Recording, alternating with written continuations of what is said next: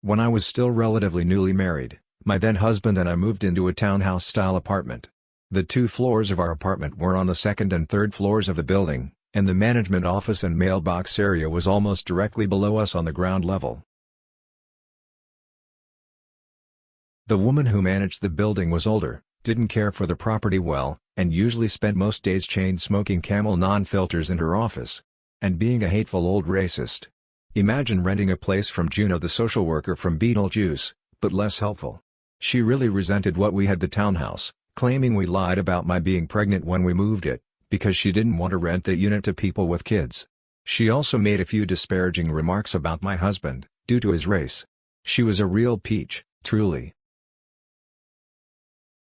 So after kiddo was born, I was a som, just busy keeping the house clean and the baby occupied without a car, or local mom friends. After lunch, the kiddo needed a bath. Anyone who's fed a 9-month-old baby food knows the mess that can happen, so I went upstairs and ran the tub. Soon, I had the baby sitting happily splashing in one of those suction cup bath seats.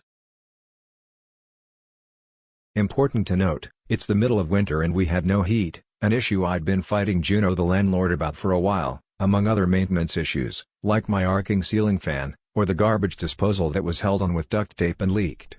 We basically had to keep a space heater, or 2, in every room to keep the chill off. I had taken one of the space heaters in the bathroom to keep the bathroom warm enough for bath time, and had it sitting out of reach, and splashing distance, on top of the bathroom counter. I was standing in the bathtub, getting ready to lift the baby out, when all of a sudden, the space heater started to rock back and forth, when it had not been rocking before. I had this horrible feeling of dread as I looked at the heater and I just reacted because I knew I couldn't get both of us out of the tub in time. I reached down to grab the baby seat, ending up pulling it up off the tub and dropping the baby over the side of the tub to the bathroom floor just as the heater got to the end of the cord. It thumped into the shower door, bounced off the edge of the tub and landed on its side on the floor a couple inches away, where it shut off. Had auto shut off in case it got tipped over. When I looked over to the corner of the bathroom, that part of the room seemed to just get darker, like it was filling up with shadows. There was no smoke, no change in lighting, no windows, so no sun going behind a cloud, etc. It was just darker. I also started to smell cigarette smoke. Camel non-filters, which I knew the smell of well from being in Juno's office all the time to get things fixed. The smell was so thick it made me cough and my chest ached, but I couldn't see any smoke haze. And I felt this overwhelming sensation of hatred and malice, like someone was standing there giving me a death glare. I grabbed the baby and a towel and ran downstairs.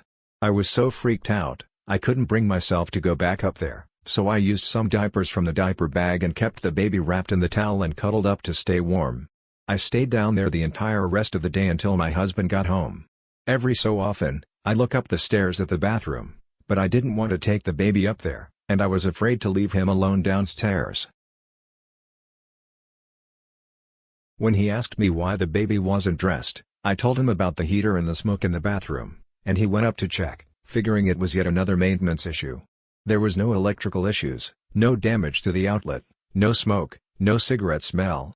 He put the heater back on the counter and turned it on, watched it for a few minutes and it didn't rock, so it didn't rock itself off the counter earlier. He laughed it off, but later that day, we heard Juno's adult son downstairs near the mailboxes yelling his head off at people. And that's when we found out she'd had a massive heart attack in her office earlier that day and he'd found her dead in her chair, with a Camel non-filtered still in her hand.